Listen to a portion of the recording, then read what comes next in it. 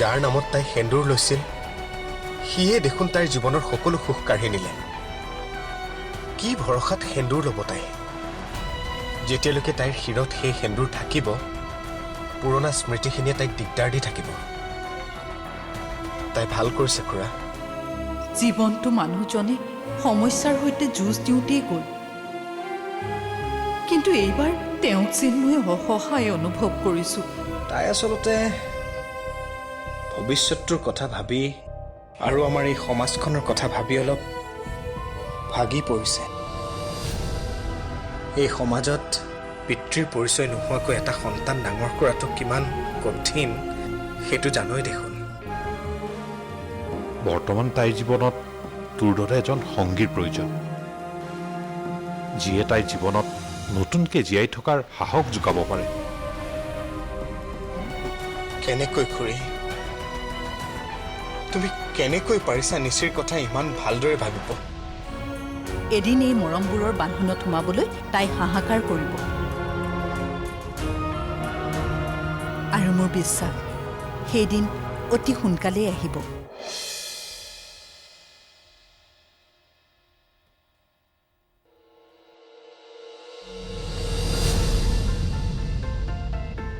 Bhaskar, yes, Bhaskar.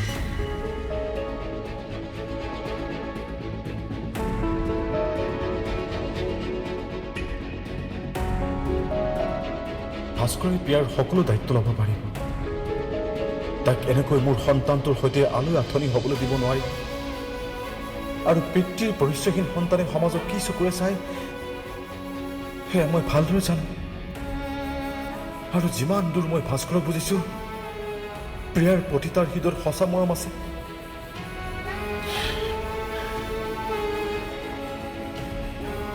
মই যেনে তেনে ভাস্কৰক লগ কৰিবই লাগিব।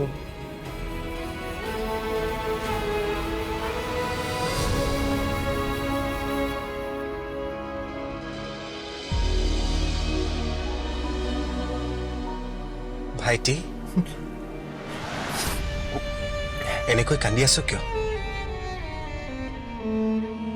ঐ দাদা,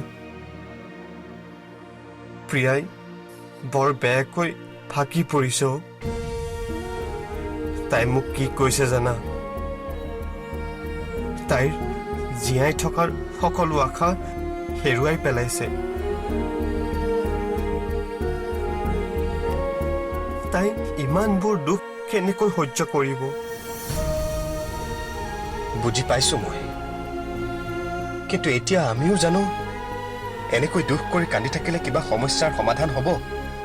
তাইৰ কি হ'ব অৱস্থাটো? কিবা এটা কৰিব লাগিব। তই ভিতৰলৈ যা,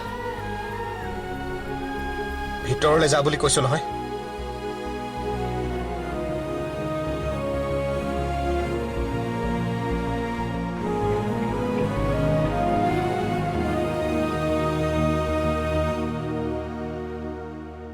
ঘৰখনত এতিয়া কোনে কাৰ দুখ শুনিব?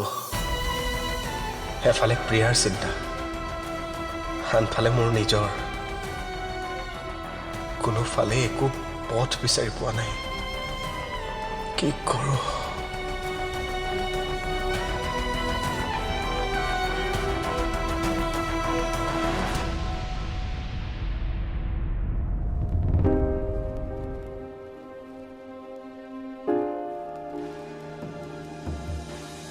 মোৰ মনৰ কথাবোৰ জনাৰ পাছত তাই বা কেনেকৈ ৰিয়েক্ট কৰে, কেনেকৈ বুজাম তাইক মই যে তাইক কিমান ভাল পাওঁ।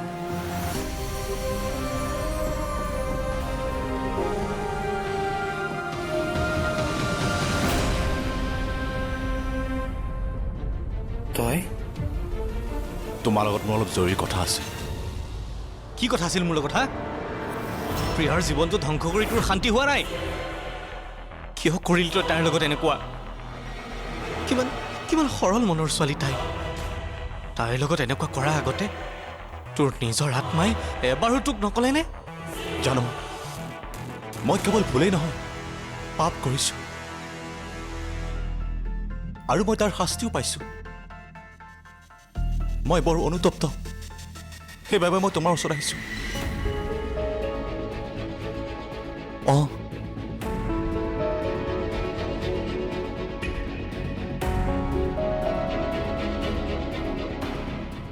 এই পৃথিৱীখনৰ মাত্ৰ মই কেইদিনমানৰহে আলহী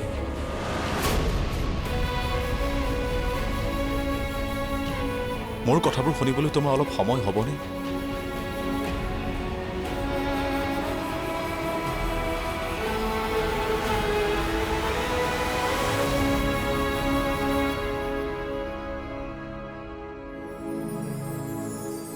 খুৰী হ'ব হ'ব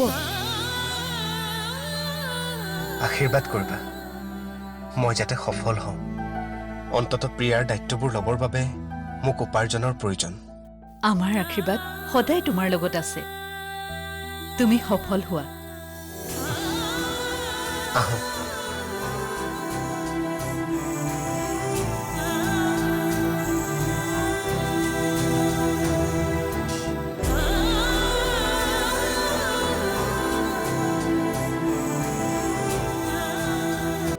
সকলো কথা নিশ্চয় বুজি পাইছা মই তোমাৰ পৰা কোনো কথাই লুকোৱা নাই প্ৰিয়া নিচা ছোৱালীজনীক তুমি সুখী কৰিব পাৰিবা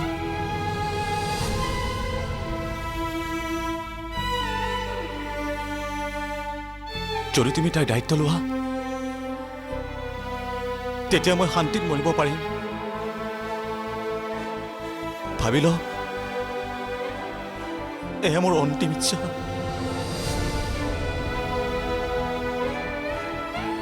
তোমাক সলনি দেখি মোৰ ভাল লাগিছে মই চেষ্টা কৰিম প্ৰিয়াক যিমান পাৰোঁ মই সুখত ৰাখিম কিন্তু তাইৰ ইচ্ছা কি মই নিজে নাজানো সঁচা ভাল পোৱাত বহুত শক্তি থাকে দোস্ত তুমি তাইৰ মন জিকিবলৈ নিশ্চয় সক্ষম হ'বা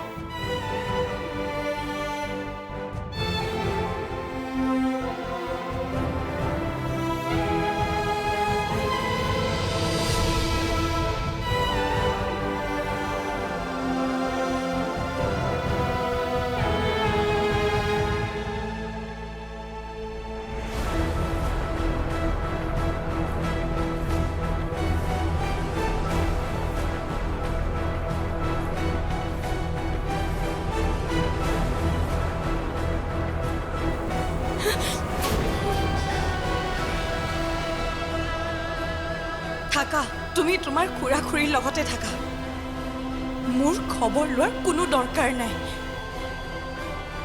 তুমি যেনেকৈ মোৰ অবিহনে সুখী হ'বলৈ শিকিছা তেনেকৈ ময়ো তোমাৰ অবিহনে সুখী হ'বলৈ শিকিম প্ৰীতম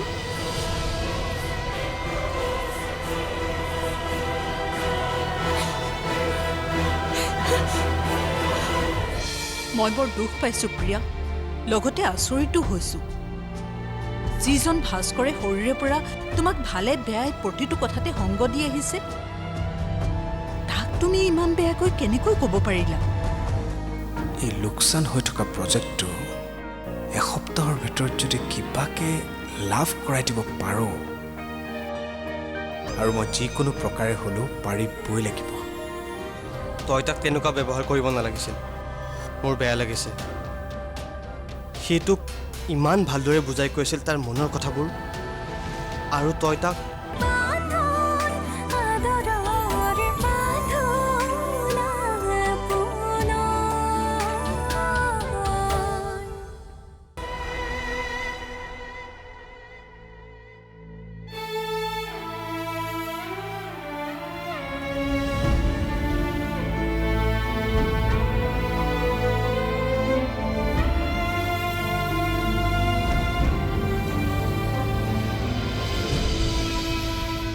প্ৰিয়া খুৰী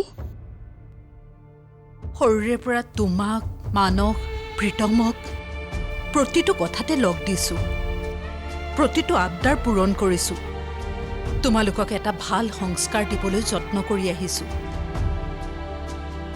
তুমি হঠাৎ আজি এইবোৰ কিয় কৈছা খুৰী মই আকৌ কিবা ভুল কৰিলোঁ নেকি মই বৰ দুখ পাইছোঁ প্ৰিয়া লগতে আচৰিতো হৈছোঁ যিজন ভাস্কৰে সৰুৰে পৰা তোমাক ভালে বেয়াই প্ৰতিটো কথাতে সংগ দি আহিছে তাক তুমি ইমান বেয়াকৈ কেনেকৈ ক'ব পাৰিলা? তুমি নাজানা এইখন ঘৰত তাৰ স্থান কি? তোমাৰ খুৰা আৰু মই তাক কিমান মৰম কৰোঁ।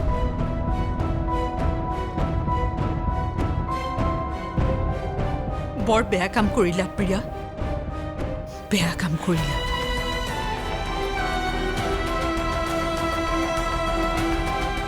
খুৰী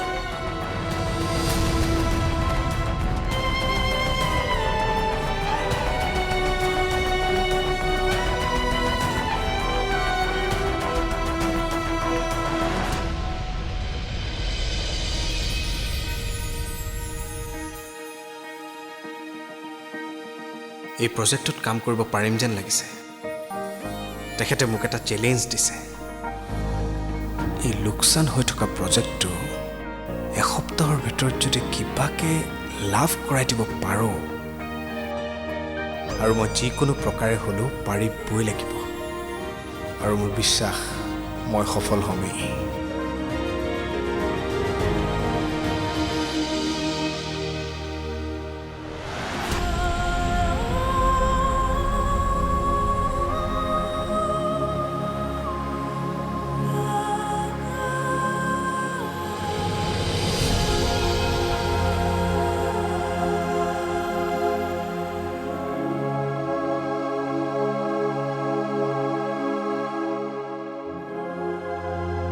ভাস্কৰক তেনেকৈ কথা শুনাই তই কিয় কান্দি আছ?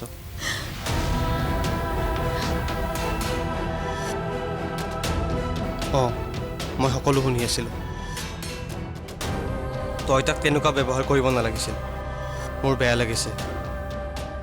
সি তোক ইমান ভালদৰে বুজাই কৈছিল তাৰ মনৰ কথাবোৰ, আৰু তই তাক ইমান কঠোৰ ব্যৱহাৰ কৰিলি।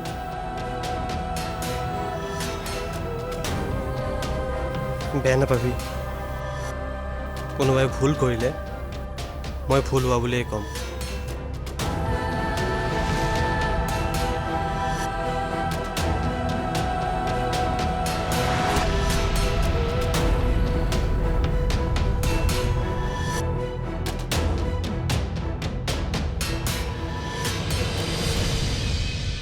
সি বহুত ভাল ল'ৰা হয় সৰুদা, কিন্তু মোৰ কাৰণে তাৰ জীৱনটোত সমস্যা হোৱাটো মই নিবিচাৰোঁ। মই সমীৰৰ সন্তানৰ মাতৃ হ'বলৈ ওলাইছোঁ। তেনেস্থলত মই তাৰ ভালপোৱা কেনেকৈ স্বীকাৰ কৰি লওঁ? তাৰে গভীৰ আৰু পবিত্ৰ ভালপোৱা যোগ্য মই নহয়। তাৰ জীৱনটো বৰ সুন্দৰ হওক, মই সেইটোৱে বিচাৰোঁ।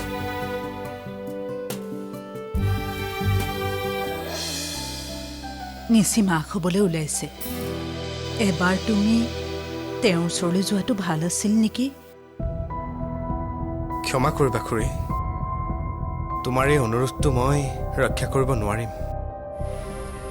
প্ৰথমবাৰ সাহস গোটাই মই তাইক মনৰ কথাবোৰ খুলি ক'লোঁ। তাইৰ পৰা এনেকুৱা ব্যৱহাৰ পাম বুলি কেতিয়াও ভবা নাছিলোঁ।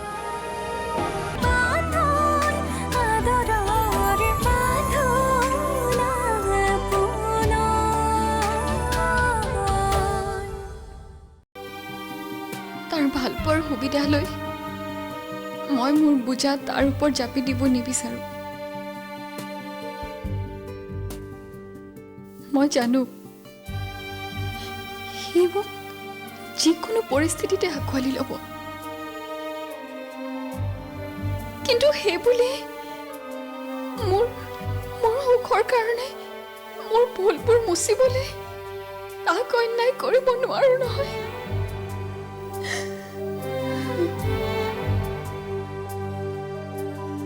সেইকাৰণে তাক বহুত বেয়া ব্যৱহাৰ কৰিব লগা হ'ল, যাতে সি মোক পাহৰি যায়, মনৰ পৰা দলিয়াই পেলাই দিয়ে।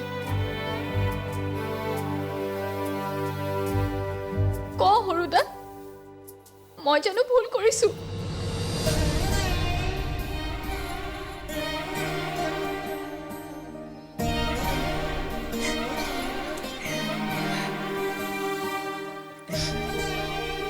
আমি নভাবুকৈয়ে তই বহুত বুজন হলিও প্ৰিয়া, কিন্তু মই জানো তোৰ এই ব্যৱহাৰে ভাস্কৰক বহুত দুখ দিব, কিন্তু সেই বুলি তোক সি কেতিয়াও পাহৰি নাযায়। কাৰণ মাত্ৰ এটা ভুলৰ বাবে সঁচা ভালপোৱা কেতিয়াও শেষ হৈ নাযায়। আৰু তোক ভাস্কৰে সৰুৰে পৰা সঁচাকৈ ভাল পাই আহিছে।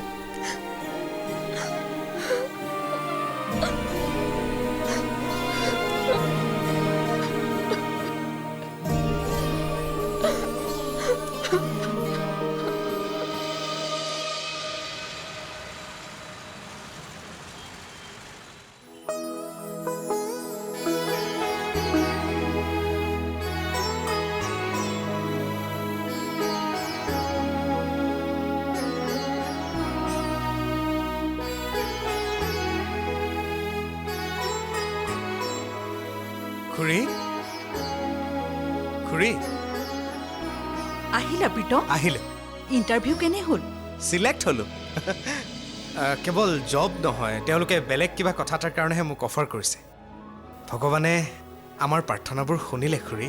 মনটো আজি বৰ মুকলি মুকলি লাগিছে। হেৰুৱা উৎসাহবোৰ যেন ঘূৰাই পাইছোঁ। আৰু আগুৱাই যোৱা, ঈশ্বৰে তোমাৰ মংগল কৰক।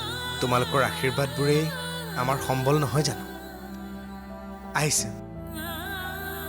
প্ৰীতম, কোৱা খুৰী।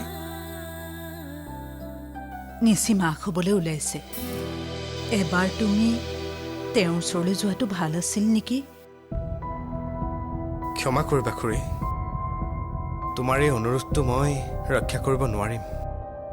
বাৰে বাৰে মই মোৰ আত্মসন্মানত আঘাত সানিবলৈ কাকো সুযোগ দিব নোৱাৰোঁ।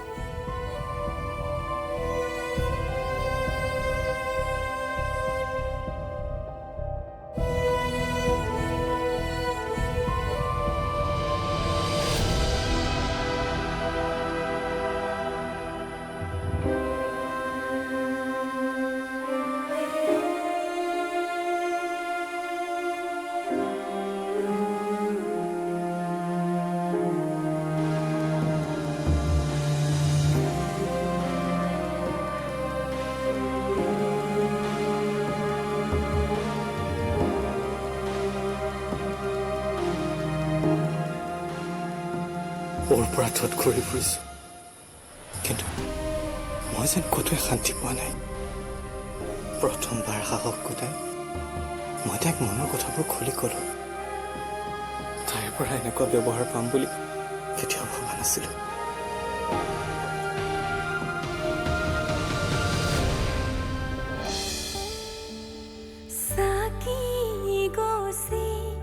জৰে ধিমি ধিমি বিচাৰি মৰম দুহাত মচি মচি সেমেকাও চপনি তিয়াগো যে সাক্ষী বহু